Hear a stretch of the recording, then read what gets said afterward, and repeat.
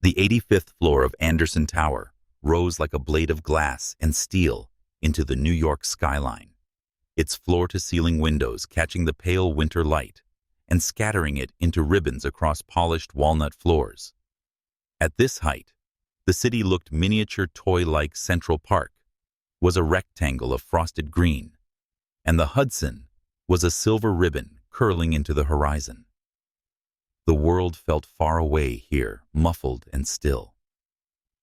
In the open kitchen, Xavia Martinez stood barefoot on the warm marble tiles, her curls loosely pinned back, wearing one of George's white dress shirts, as if it were hers. She sliced avocado with precise hands, the pale green flesh fanning neatly over a plate of poached eggs. A small copper pot of coffee steamed on the counter, filling the air with a rich, nutty scent. It could have been any morning, except it wasn't. It was their morning, the kind she had built her life around. 6 years ago, Xavia was at the top of her class in natural sciences at Columbia. She was a young black woman, whose name began circulating among academic circles as a prodigy. The crown jewel on her desk was an acceptance letter from MIT's graduate research program. And then George happened. George Anderson White, tall, impossibly self-assured, the heir who had turned Anderson global from a comfortable legacy into a Wall Street empire.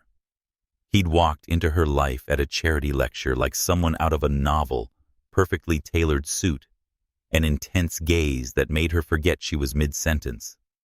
"I want you with me," he had said one night, his voice low and persuasive. "Not just in my life, by my side. I can give you the world, but it won't mean anything without you in it." She had believed him.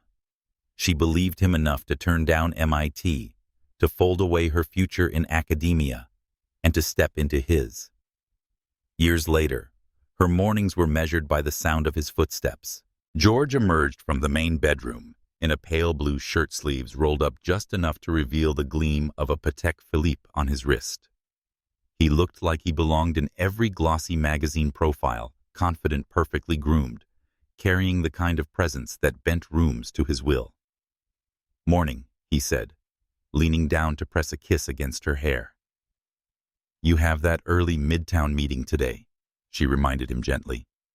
"I didn't want you running out the door without eating." He smiled as if amused by her thoroughness. She set his breakfast in front of him, toast with Vermont butter eggs, the exact way he liked avocado, fanned out with almost scientific precision. Besides this, a steaming cup of coffee was brewed to the temperature he preferred, which was down to a degree. George took a sip, murmured "perfect," and picked up his tablet. His thumb flicked across the screen, his smile tightening slightly at a notification. Xavia glanced over as casually as she could. On the corner of the screen was a name: Clara. New PA. She didn't ask. She never did. She knew the version of George the public saw: generous, charismatic, photographed at galas, with actresses, artists, women whose dresses cost more than her mother's entire house. To them, she was the elegant shadow at his side, the woman he went home to. She told herself that was enough. That being the one he returned to meant more than the glitter he chased outside.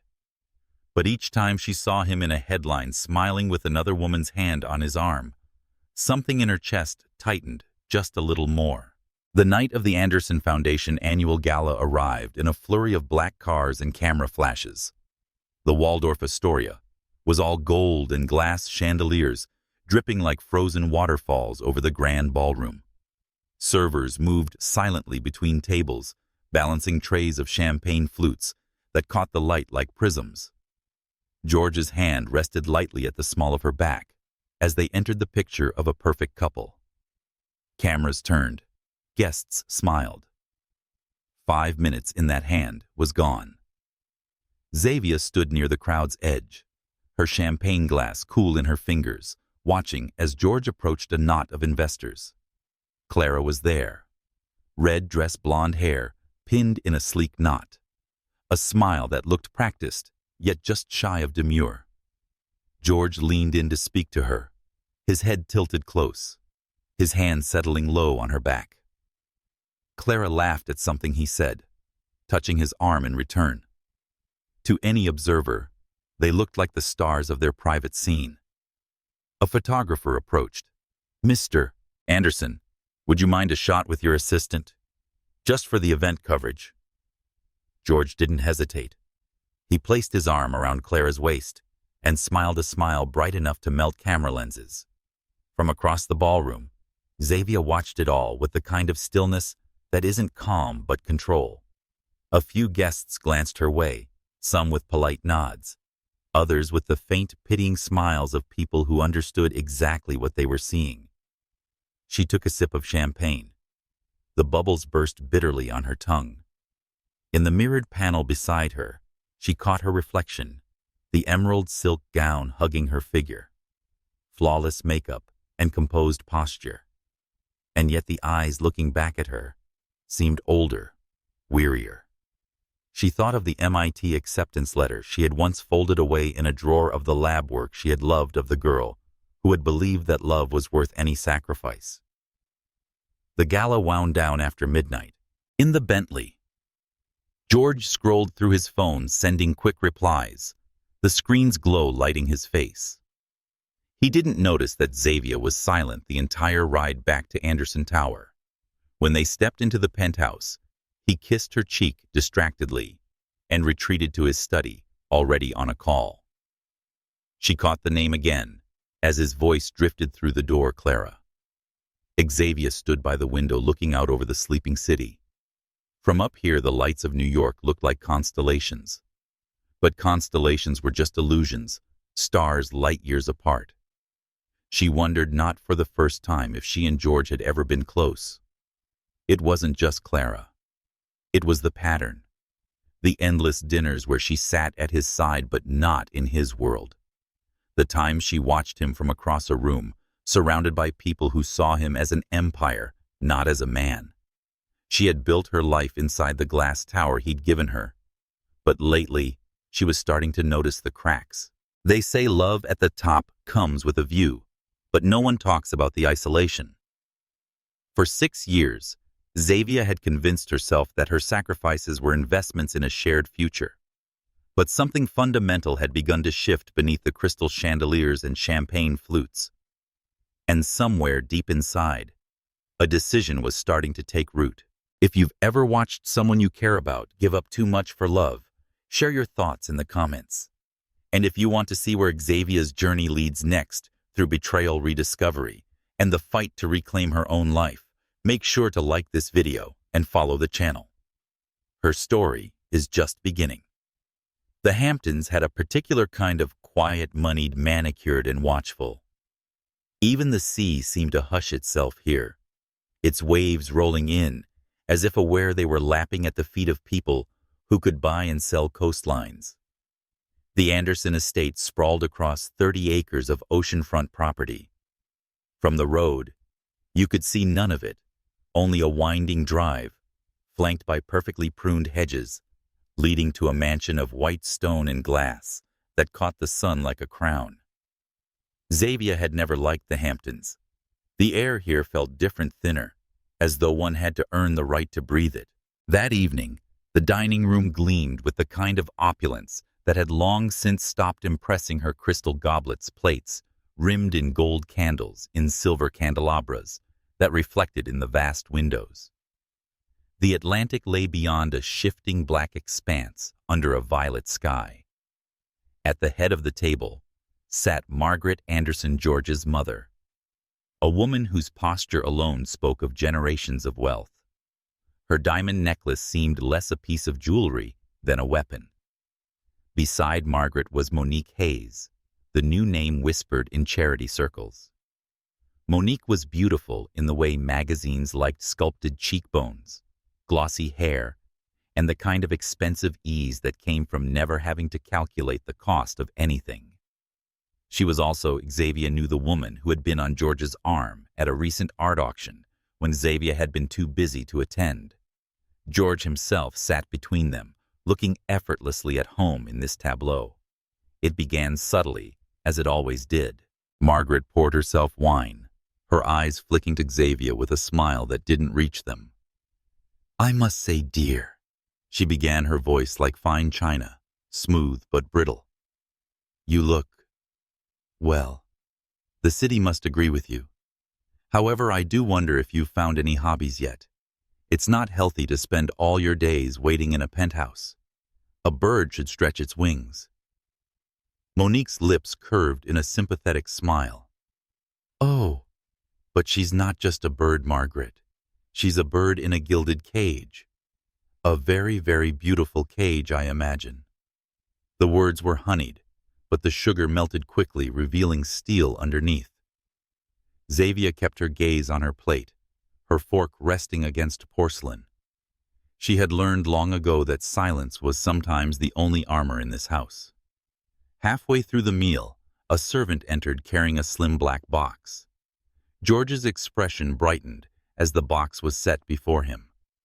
I nearly forgot, he said, his tone warm, directed not at Xavia, but at Monique. This came in from Paris yesterday. I thought you'd appreciate it. He slid the box across the table to her. Monique opened it slowly, as though savoring the moment. Inside lay a necklace of white gold and sapphires, the stones catching the candlelight in flashes of deep ocean blue.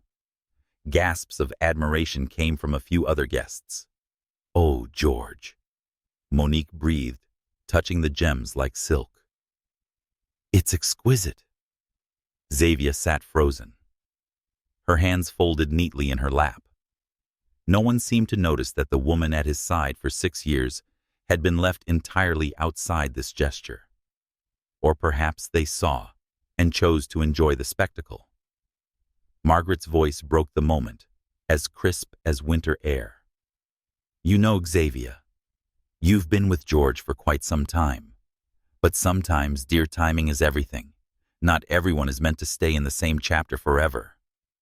It was said as if discussing literature over tea, but the weight of the implication pressed heavily against Xavia's ribs. Dinner ended as dinners here often did, with brandy and polite laughter. Xavia stood ready to retreat to the guest room she had been given for these visits, never the main suite. But Margaret intercepted her in the hallway. The matriarch held a long cream-colored envelope between 2 manicured fingers. The paper was thick, expensive, and monogrammed with the Anderson crest. This, Margaret said, slipping it into Xavia's hand, is a gesture. We can agree you've contributed what you could to George's life, and now perhaps it's time for you to think about your future away from here. Xavia looked down at the envelope, her pulse thrumming in her ears. 2 million. Margaret continued lightly, as though naming the cost of a painting. Enough to be comfortable. Enough to start over. Consider it a kindness. Inside was a folded note. Margaret's looping script, neat and final. Leaving this house will be the best thing for you. For a long moment, Xavia didn't speak. She felt the eyes of the house on her, the portraits in their heavy frames, the polished marble, the quiet that was anything but empty. Her fingers tightened slightly around the envelope.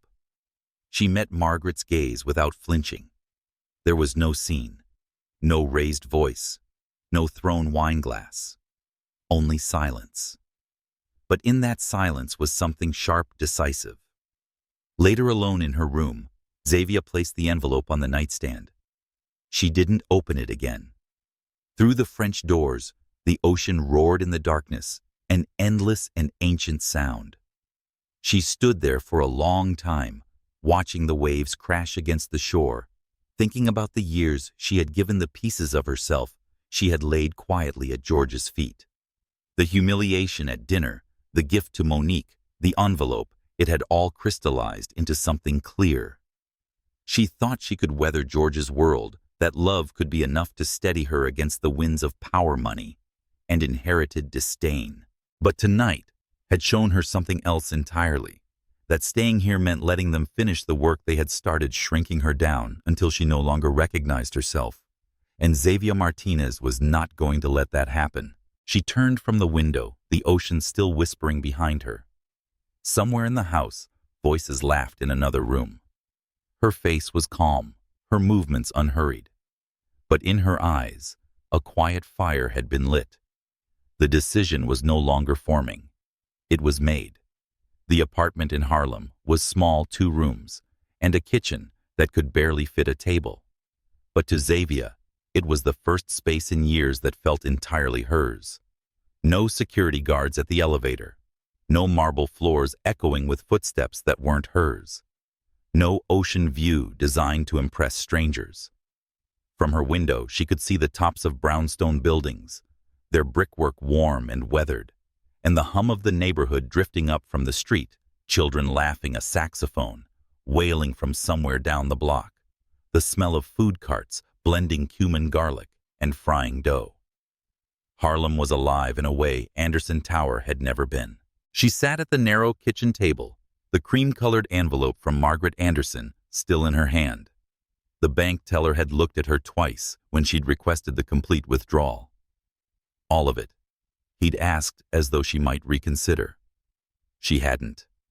The bills were stacked now in a plain lockbox on her counter. $2 million. Not a gift, not a bribe, just fuel. She wasn't going to let that money buy her silence. It was going to buy her a way forward.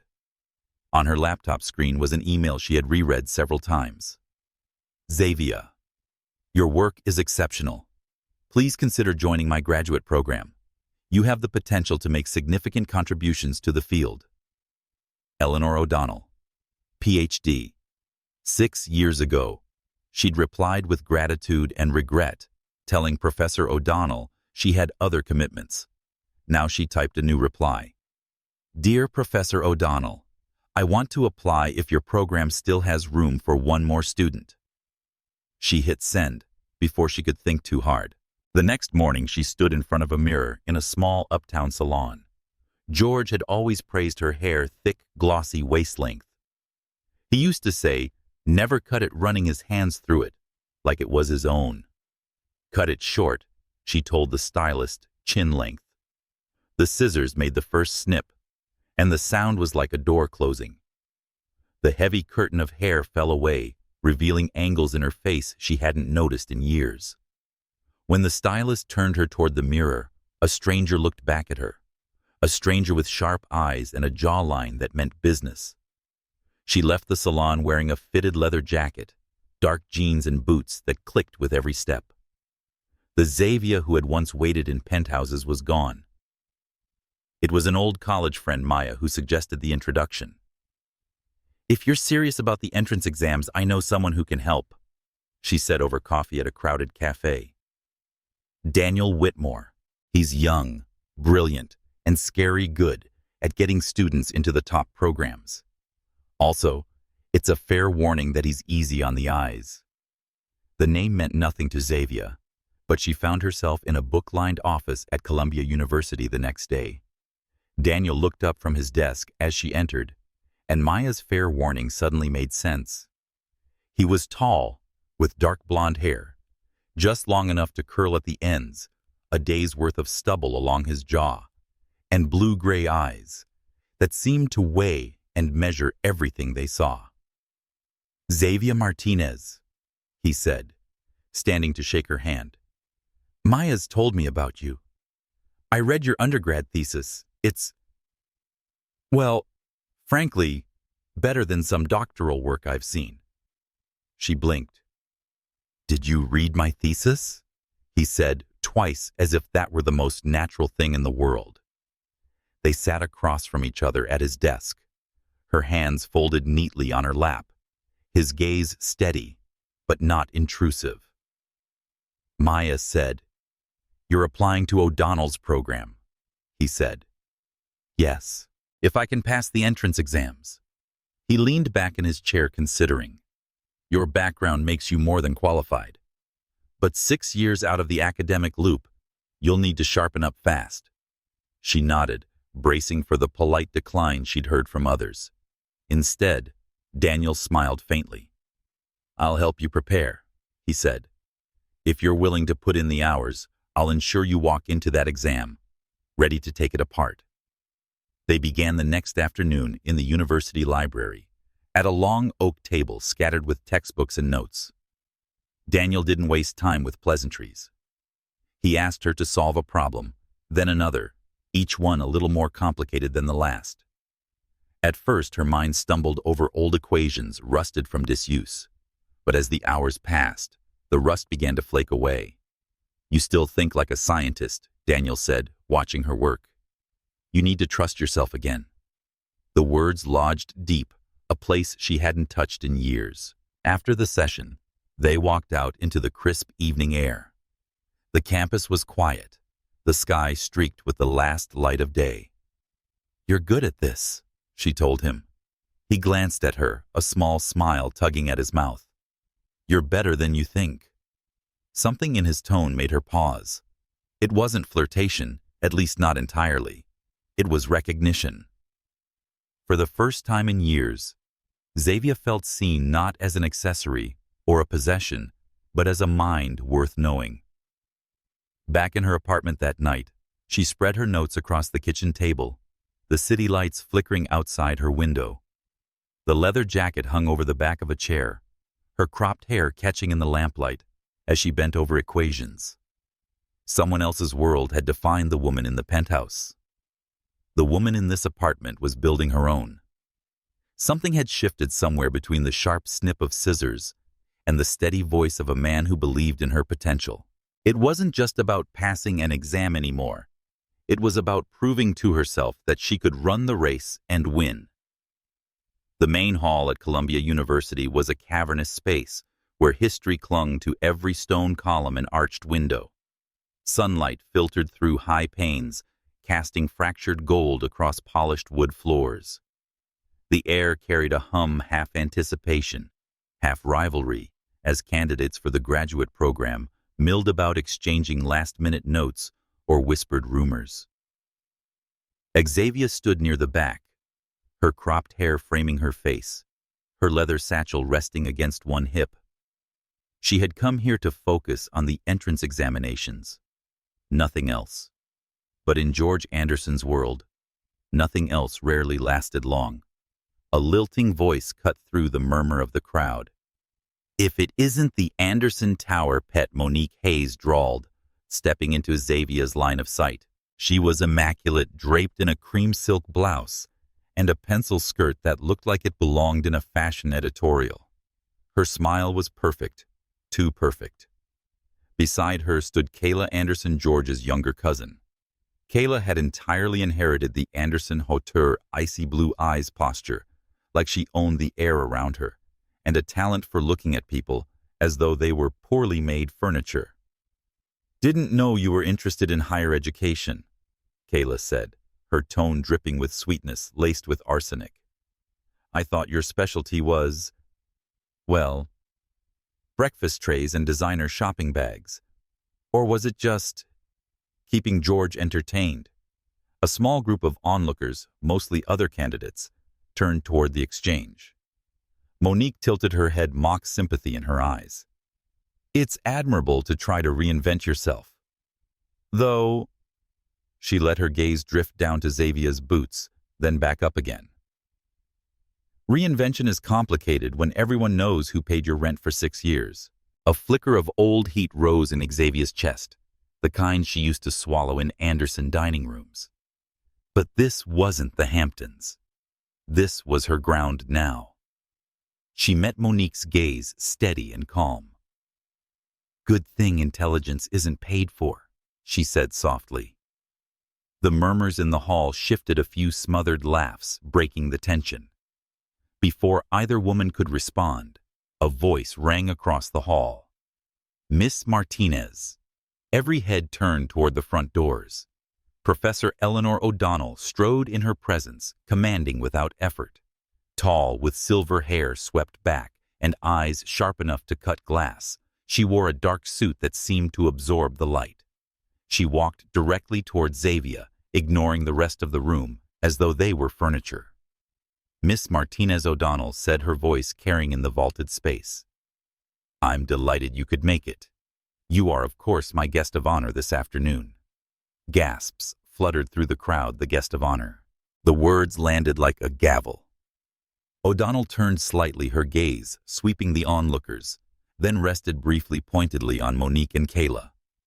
She said, "Talent deserves recognition, no matter how long it's been buried. We're lucky she's decided to return to the field." Monique's smile thinned. Kayla's jaw tightened. The pre-selection test was a grueling 3-hour test involving complex theoretical problems, layered case studies, and rapid-fire logic puzzles designed to shred the unprepared. Xavia approached each question with surgical focus. Equations unfolded in her mind like maps she had once known by heart. Daniel's voice echoed in memory. "Trust yourself," and her pencil moved without hesitation. Across the room, Kayla fidgeted, her polished nails tapping against the desk. Twice she glanced at Xavia's table and found her working steadily, unhurried each time. By late afternoon, the candidates gathered again in the main hall, now buzzing with nervous energy. A large board stood at the front, names and scores pinned beneath the university crest. The proctor stepped aside. Conversations faltered. At the very top of the list, 1. Xavia Martinez, 98, 100. 12. Kayla Anderson, 48, 100. The room erupted, some with quiet admiration, others with shock. 50 points. A gulf vast enough to be undeniable. Kayla's face flushed a dangerous shade. Monique's expression didn't shift, but her eyes betrayed the slightest flicker of calculation. This wasn't just a personal embarrassment, it was a warning shot. Xavia felt no need to gloat. She stepped forward, retrieved her evaluation packet, and thanked the proctor. But the satisfaction ran deep, quiet, and steady. This was her first real victory since leaving George's world, which had been earned entirely on her terms.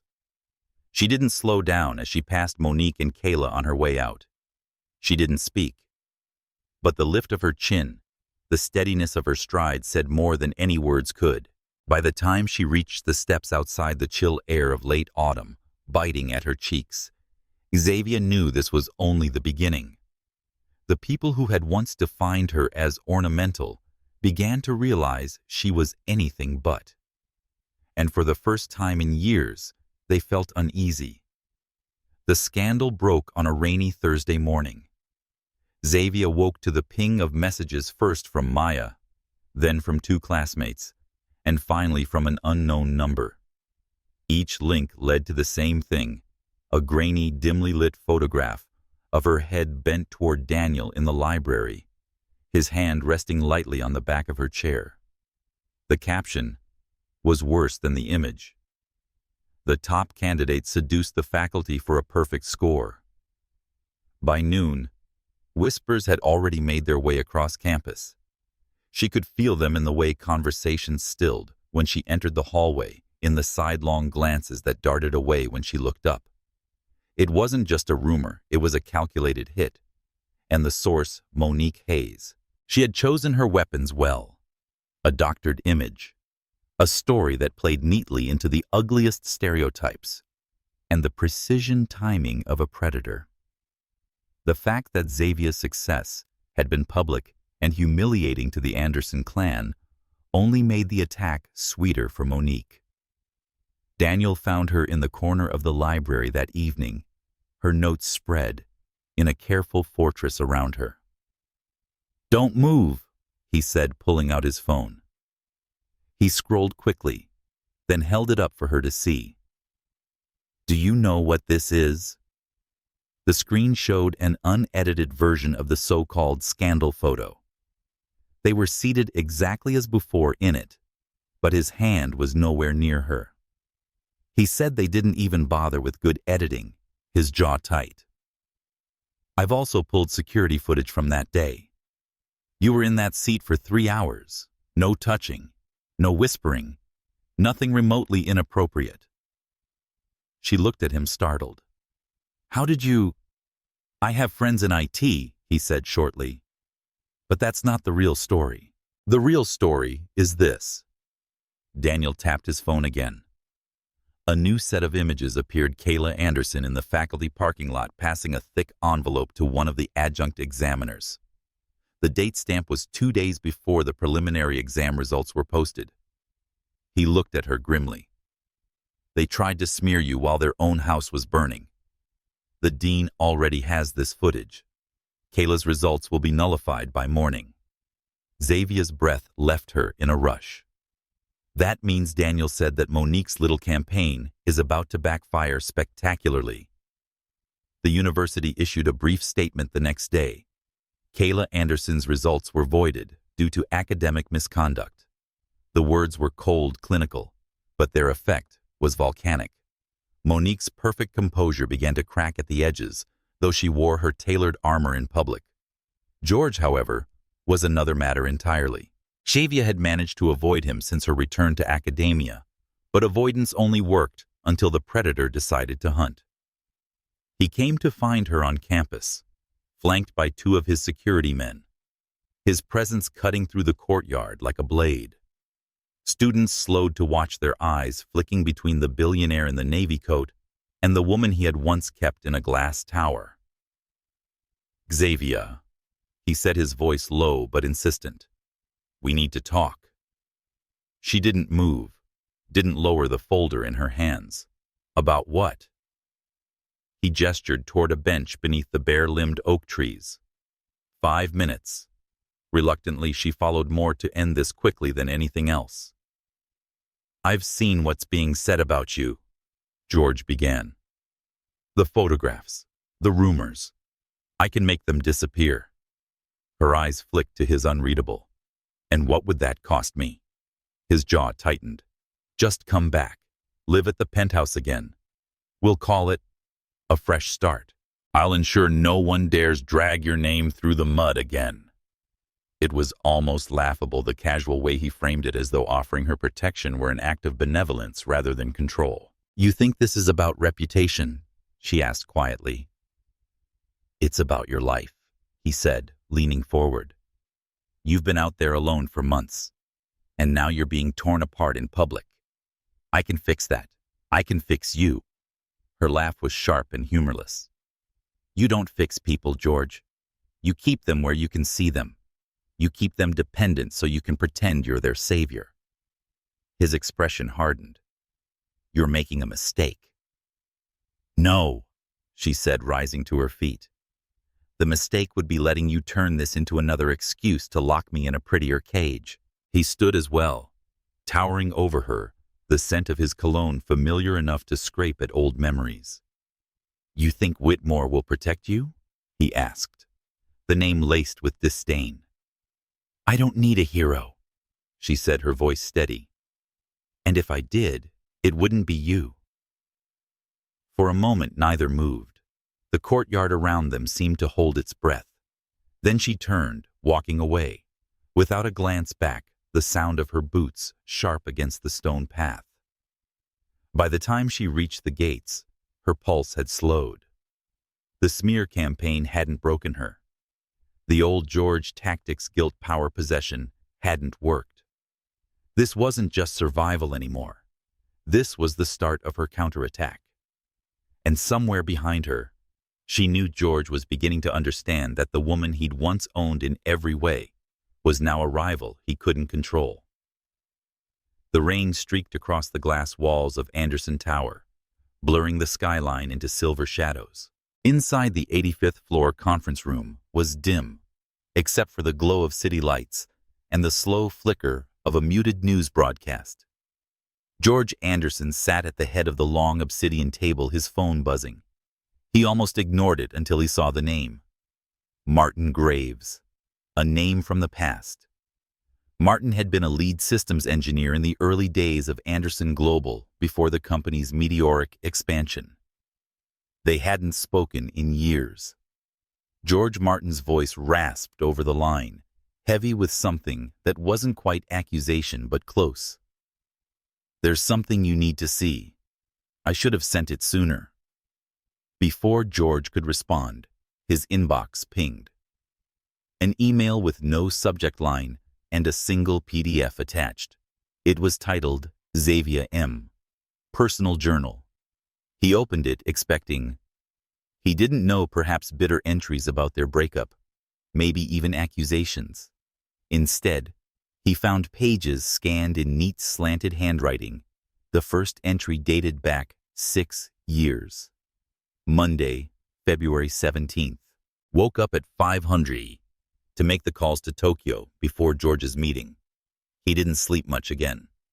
I took Mom to her chemotherapy appointment. Traffic was bad, but she didn't complain.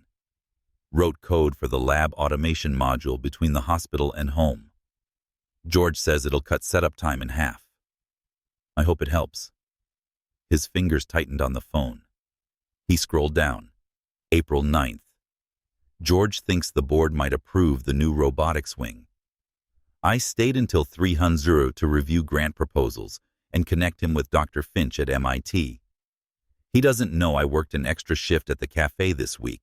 Didn't want him to think I can't handle it. The entries rolled on day after day, month after month. Quiet sacrifices he had never seen because he had never looked. Nights she had split between caring for her ailing mother, working odd jobs, and helping him build the empire he now ruled from this tower. A sudden image rose unbidden. Xavia, hair plastered to her face, was standing at the curb outside the 72nd Street clinic in a soaking rain. He had been supposed to pick her up after she called her voice small, as she explained her mother had taken a turn for the worse. He remembered glancing at his phone, then at Monique, who had insisted he stay for another drink after a gala.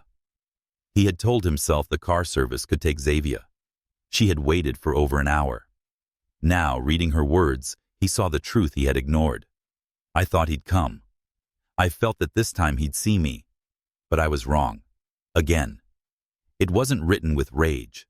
There was no bitterness in the line, just a quiet resignation that sliced deeper than any accusation could.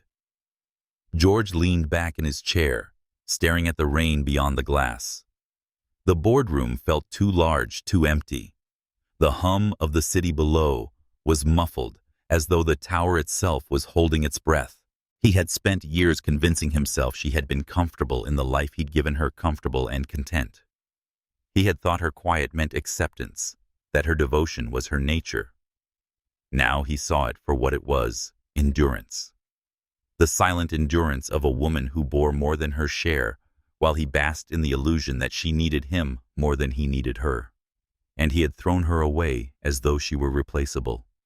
He closed the file, but the words didn't leave him.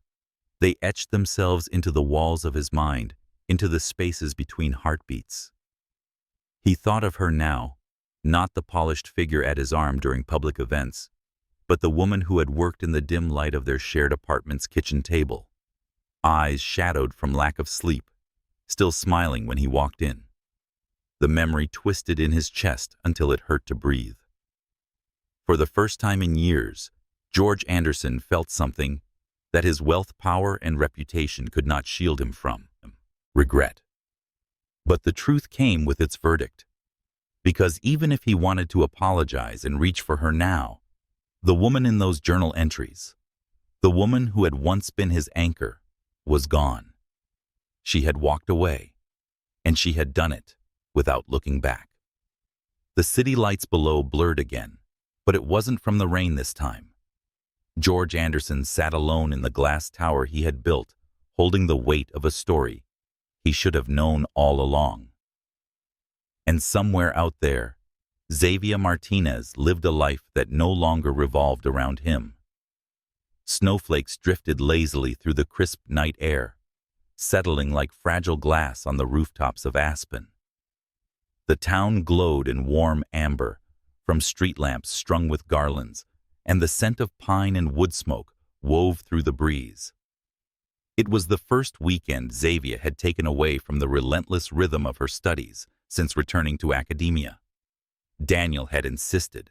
"You've been grinding yourself into the ground," he'd said, leaning against her doorway with that infuriatingly patient smile.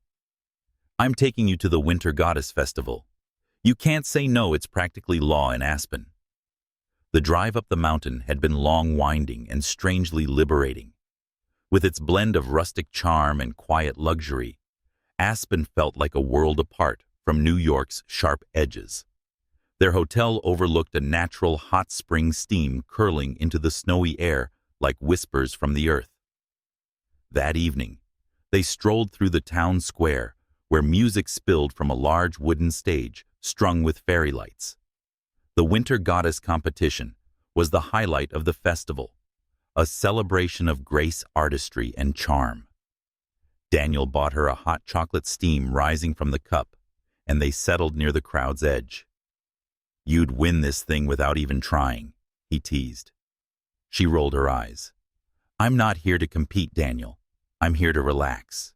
But some people had other plans. From across the square, Kayla Anderson spotted them.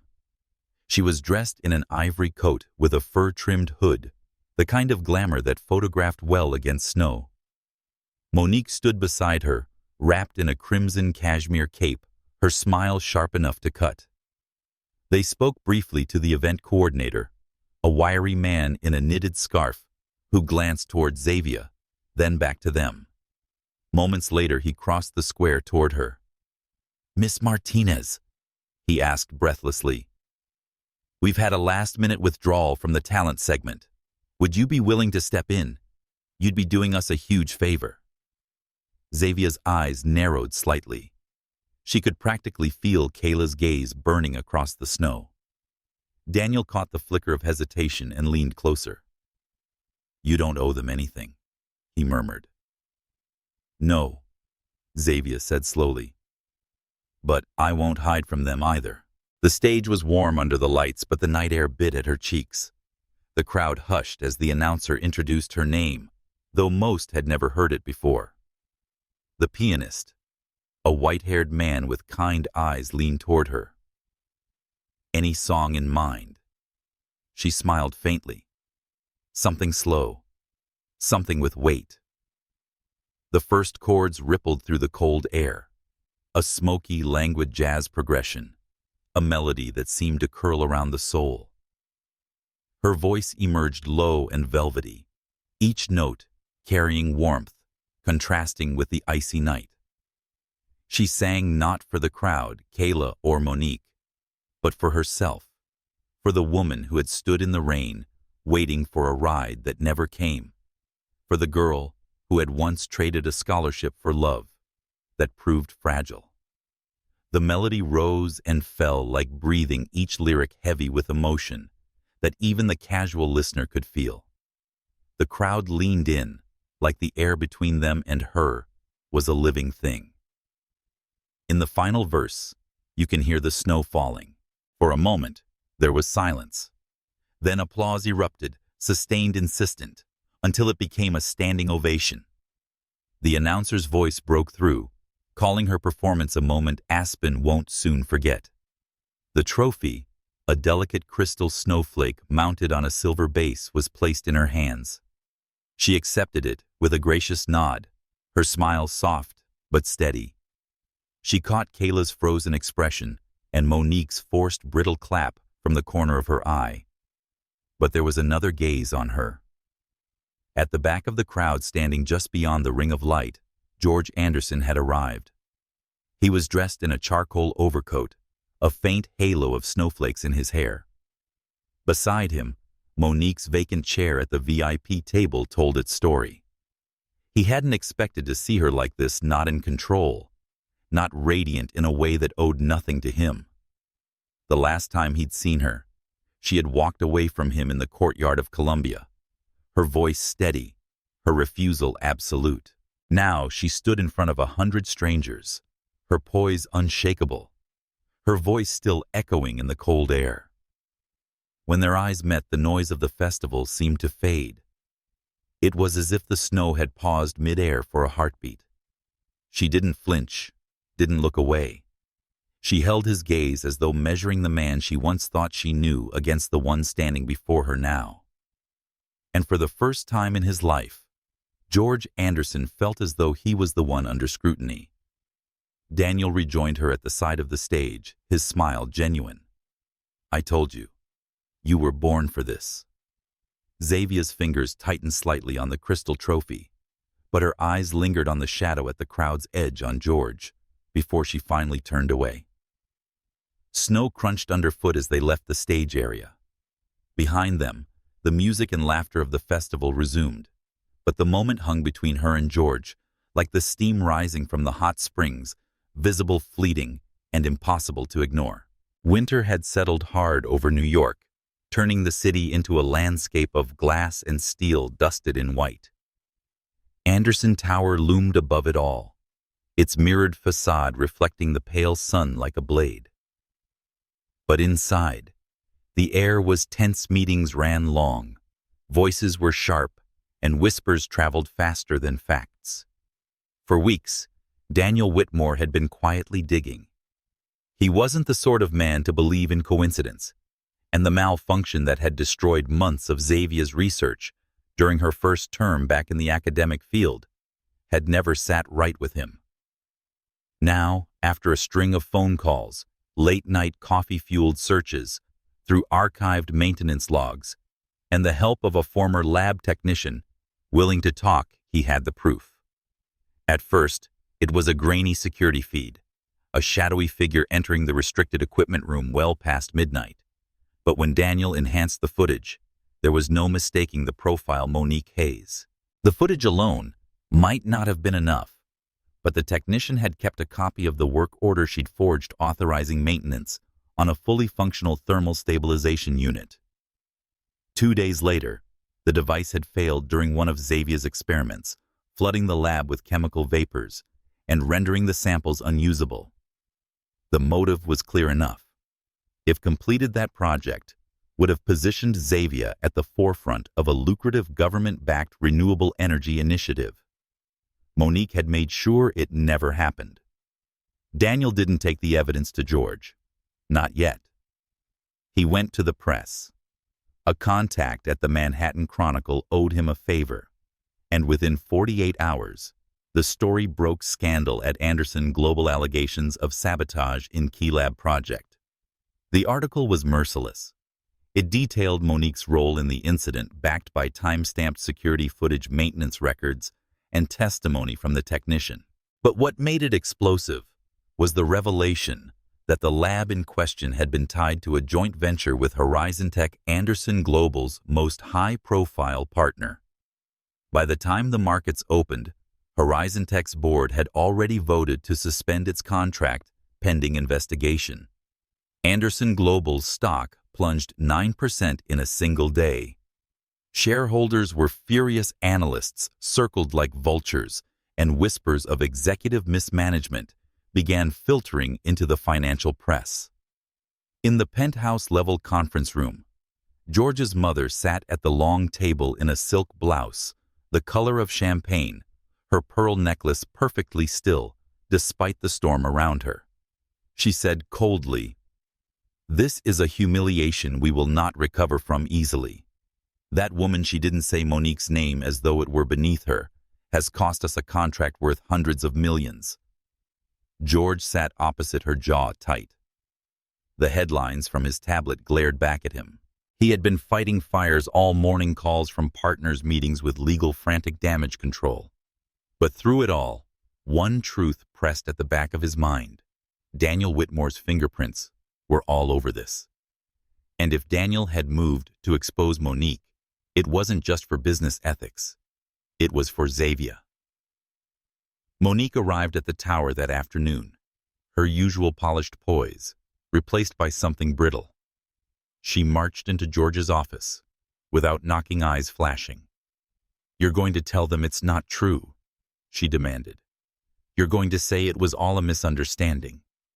George stood, his height and stillness dwarfing her. "Is it?" Her lips parted, but no words came. "Because I've seen the footage," he continued, voice low. "You walked into that lab. You touched that equipment, and you knew exactly what you were doing." The silence between them stretched, filled only by the muted thrum of the city beyond the glass. Finally, she dropped her gaze, but not before he saw the flicker of something, not regret, but defiance. "They were never going to give her that grant," Monique said. "She didn't belong in that world. I was protecting you from a mistake you couldn't see." The words were meant to justify, but they only deepened their chasm. Outside the Anderson Tower, the story had taken on a life of its own. Television anchors replayed the security footage on loop, commentators debated the ethical rot in elite corporate circles, and Horizon Tech's PR department issued a blistering statement condemning deliberate acts of professional sabotage. Inside, George's mother was making calls, desperate ones, but her formidable reach couldn't reverse the damage. Too many eyes were watching now. Too many reputations were at stake. Through it all, Xavia said nothing publicly. She stayed in Harlem attending classes and working late in the lab under Professor O'Donnell's guidance. But the news traveled to her. Nonetheless, students whispered about it in hallways, and a fellow researcher left a folded copy of the Chronicle on her desk without a word. She read the headline once, set the paper aside, and returned to her notes. But that night, alone in her apartment, she allowed herself a single exhale of something she hadn't felt in a long time. Not triumph, not revenge, closure. For the audience, the shape of the story was shifting. The woman they had watched endure slight sabotage and humiliation was no longer simply surviving. Her enemies were starting to fracture under the weight of their actions.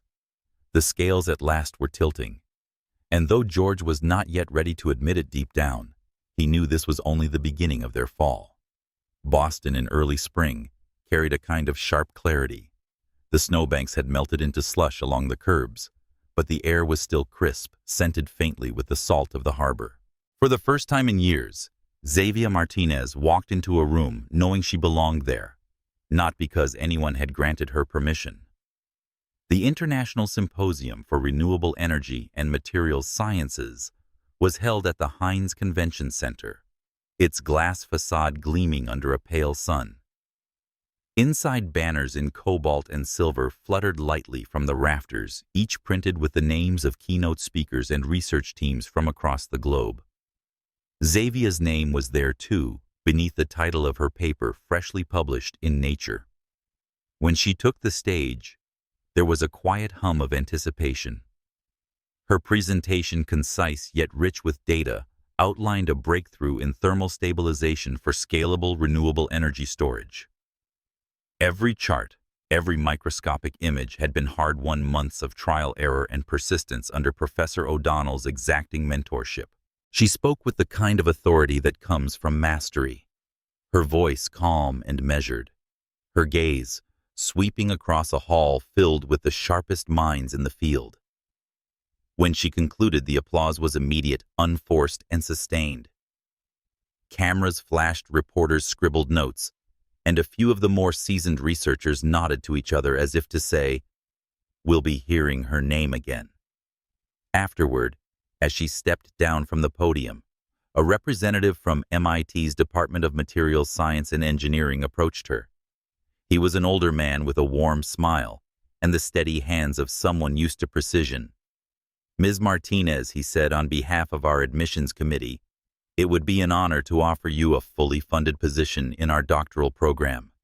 You'd have access to our advanced labs and the freedom to pursue research without constraint."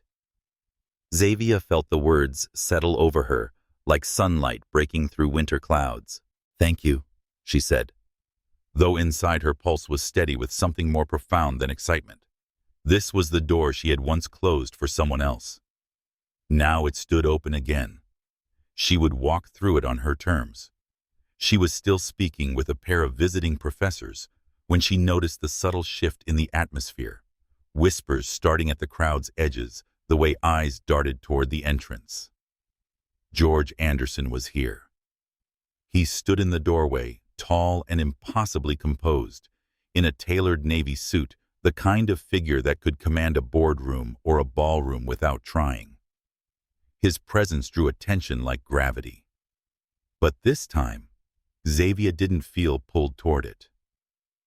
He waited until she was alone before approaching his steps, deliberate. "Xavia," he said. And for the first time in a long time, there was no trace of his old casual arrogance. "Congratulations. I read the paper. It's remarkable." She inclined her head. Thank you. I came because I needed you to know. He hesitated, a rare thing for him. I've changed. I've made changes that I thought you should hear about it. Her gaze was steady. Such as I ended things with Monique months ago, he began. And more than that, I've taken a permanent step. I had a vasectomy. Because I don't want a family with anyone else. There is only you. The words hung there for a moment, as though expecting to crack open something inside her.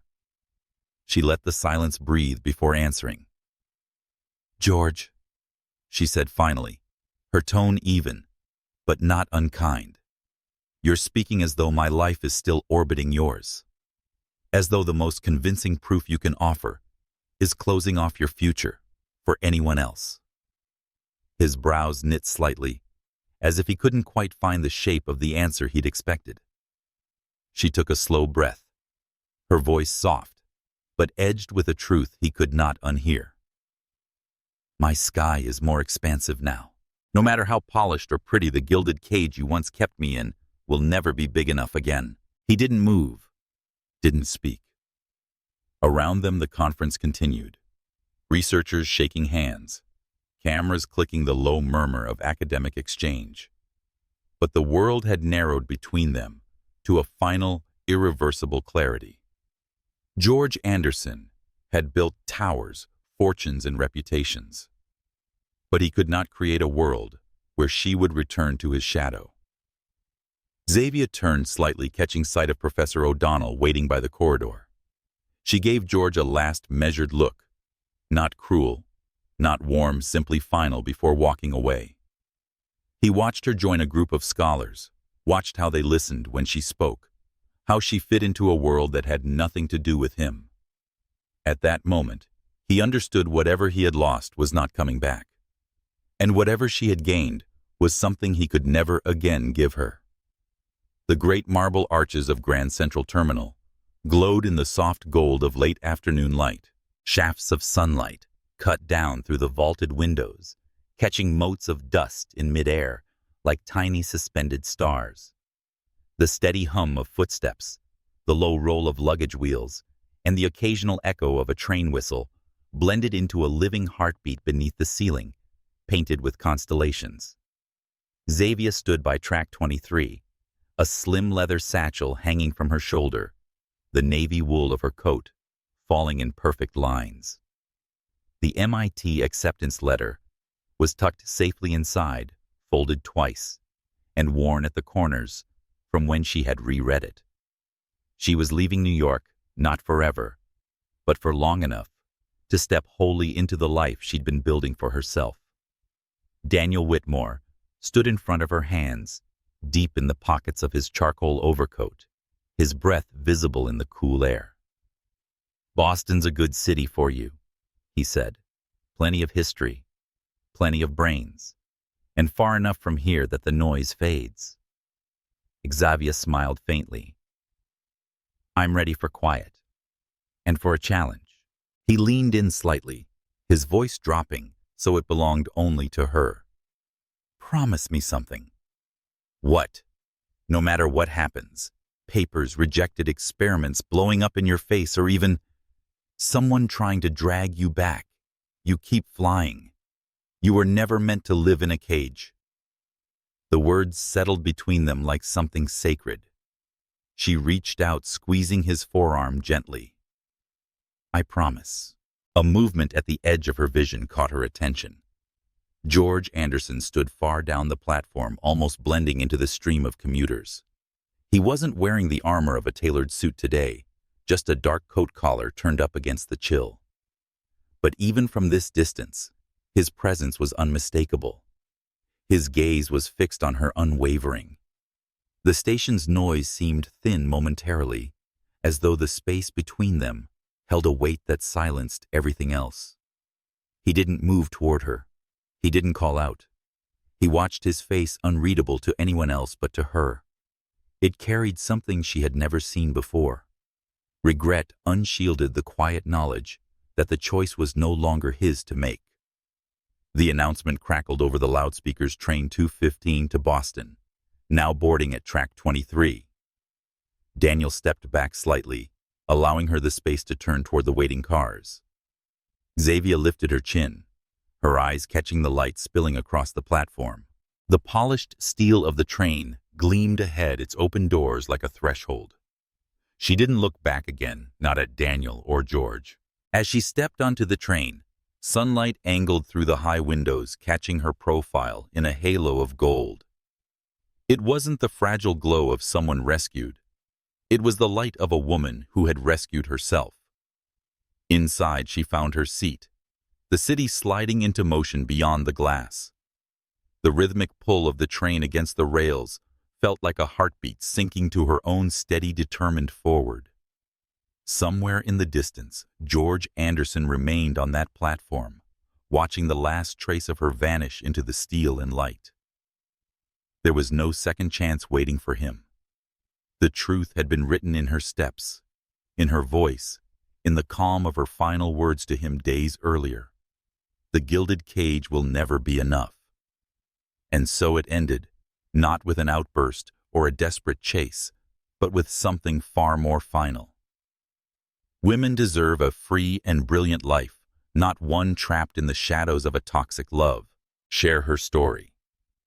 If Xavia's journey spoke to you, if her courage rise and refusal to return to a cage resonate, let it reach someone who needs the reminder that walking away can be the first step toward flying.